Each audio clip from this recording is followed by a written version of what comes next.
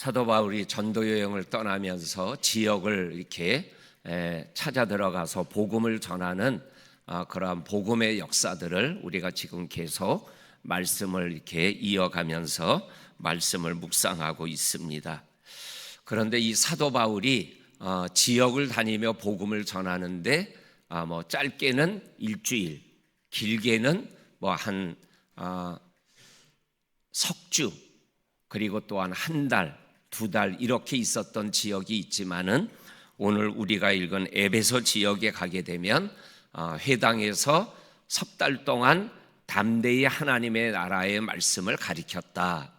그 다음에 조금 더 읽으면은 2년 동안 두란노 서원이라는 곳에서 말씀을 전했다라는 말씀을 오늘 우리가 읽어보면 석 달 동안 있었다, 2년 동안 있었다라는 말씀이 나옵니다. 그런데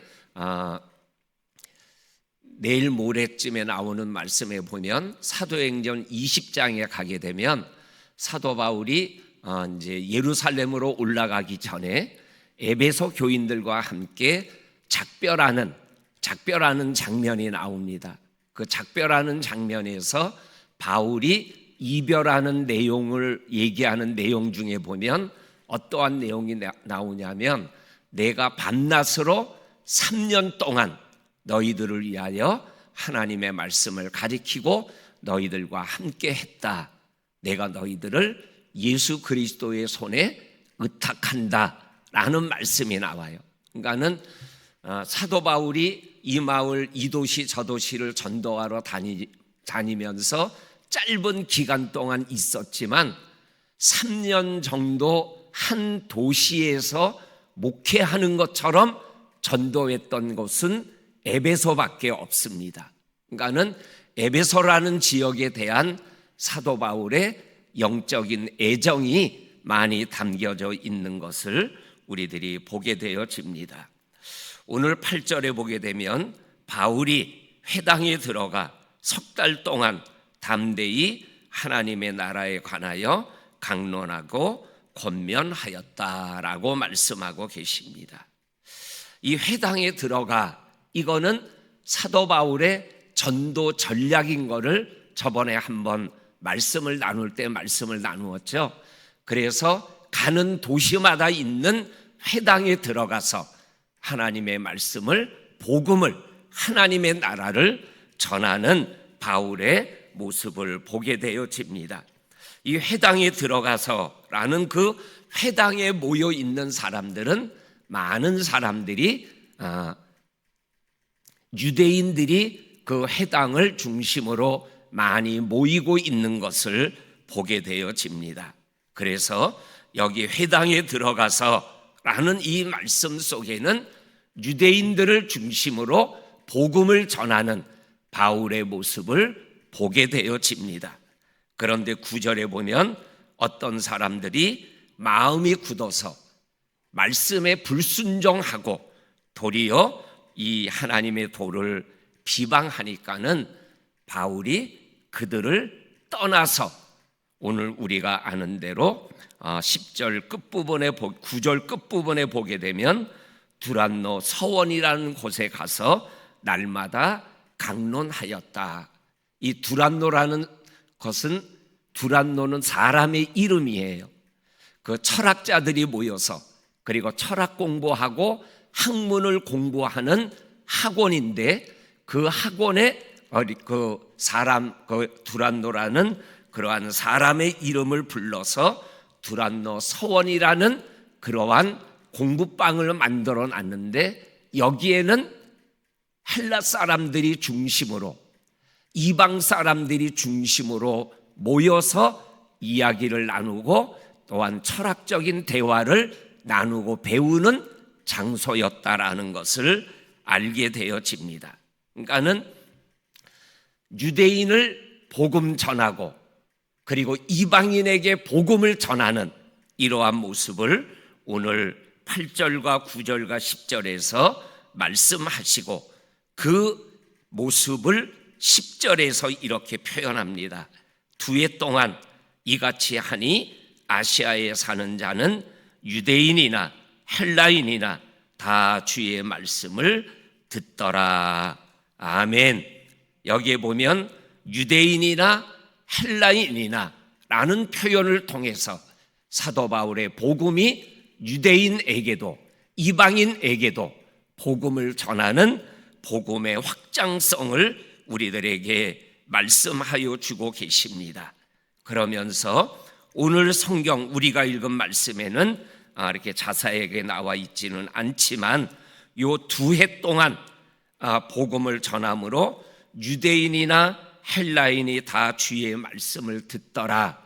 이 역사를 통해서 그 지역에 교회들이 생겨나기 시작했는데 그 교회들이 어떠한 교회들이냐면 계시록에 나오는 7교회가 바로 이때에 만들어지고 세워졌다라고 성경학자들은 말씀을 하고 있는 것을 찾아보게 되어집니다. 이렇게 사도 바울이 에베소에서 2, 3년 동안 많은 교회들을 이 지역 저 지역을 다니며 복음의 역사를 통해서 교회를 세워나갔던 하나님의 모습을, 능력의 모습을 말씀하여 주고 계십니다. 그러면서 오늘 11절과 12절에서 하나님이 바울의 손으로 놀라운 능력을 행하시고 또한 바울의 손수건이나 앞치마를 가져다가 병든 사람에게 얹으면 병이 떠나가고 악귀가 나가는 그러한 기적을 일으키는 모습을 보게 되어집니다. 우리가 초등학교식 표현이지만 손수건이나 아니면 앞치마에 능력이 있는 것이 아니라 예수님에게, 하나님에게 능력이 있는데 그러한 것들을 사용하셔서 역사하시는 하나님의 능력을 사도 바울이 감당하며 복음 역사를 감당하였다. 예수님의 옷자락을 만져서 나았던 혈루증 여인, 그리고 베드로의 그림자가 닿으면 치료되어지는 그러한 역사들, 그리고 열왕기하 4장을 읽어보게 되어지면 엘리사가 수넴 여자 아들이 죽었을 때 그 수넴 여자 아들 몸 위에 올라가서 얼굴을 대고 손을 마주 잡고 그리고 그와 함께 호흡을 하니 죽었던 아들의 몸이 따뜻해져 가서 건강하게 살아났다라는 말씀이 나와요. 나는 하나님의 역사가 신약에도 구약에도 능력으로 나타나는 이러한 능력 선교를 통해서 복음의 역사를 감당해 나갔던 그러한 모습을 성경이 말씀하여 주고 있습니다.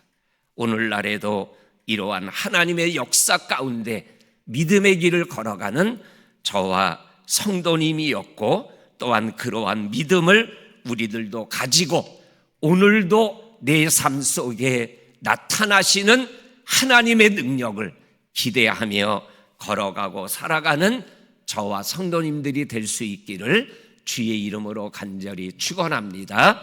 아멘. 그 다음에 13절부터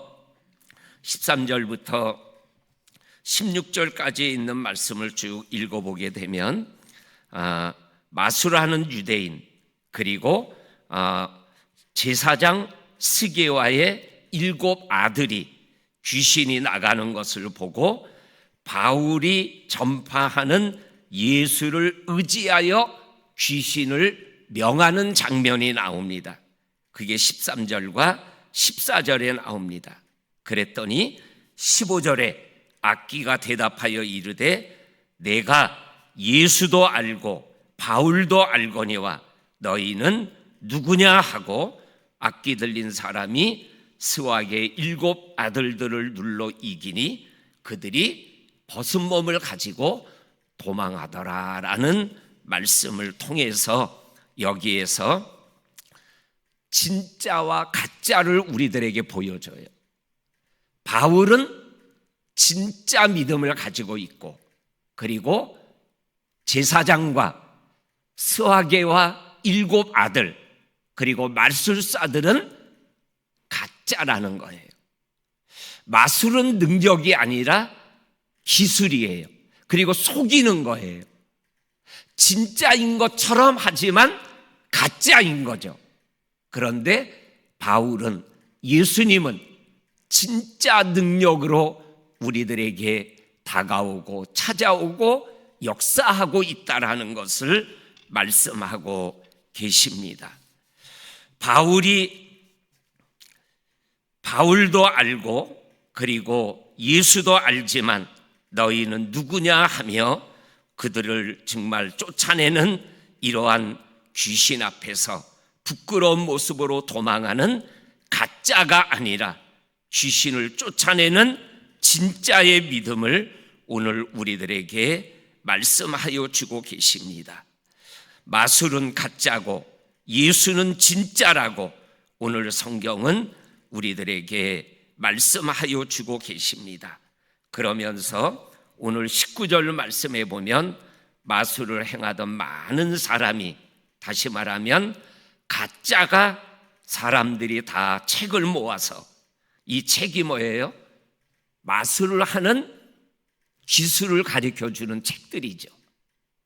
그러한 책들을 가지고 와서 모든 사람 앞에 불지르니 그 책값을 계산해 보니까는 5만이나 되었더라. 이 5만이라는 금액을 우리 매일 성경에 보니까는 우리나라 돈으로 계산하면 3억 8천 정도 되는 금액이다라고 이렇게 해석해 놨어요. 가짜가 진짜에게 와서 나는 가짜입니다, 진짜로 살고 싶습니다, 이렇게 하나님 앞에 무릎을 꿇는 이러한 모습을 우리들에게 보여주며 결론적으로 20절에서 이와 같이 주의 말씀이 힘이 있어 흥황하여 세력을 얻었다라고 말씀하시면서 이 하나님의 말씀의 능력이 오늘도 저와 성도님들과 함께하는 능력의 말씀이 되어서 이 말씀 앞에서 힘있게 생활해 나가고 이기는 귀한 한날이 될 수 있기를 주의 이름으로 간절히 축원합니다. 아멘. 하나님 아버지 감사합니다. 오늘도 우리에게 새벽을 깨워주시며 하나님 앞에 머리 숙여 하루를 시작하게 하시니 감사합니다. 오늘도 함께 하시는 그 주님 앞에 부끄럽지 않는 믿음의 하루를 걸어가며 생활해 나가며 하나님 안에서 진짜 능력 있는 그리스도인으로 생활해 나가는 우리들 모두가 되게 하여 주옵소서. 예수님의 이름으로 기도하옵나이다. 아멘.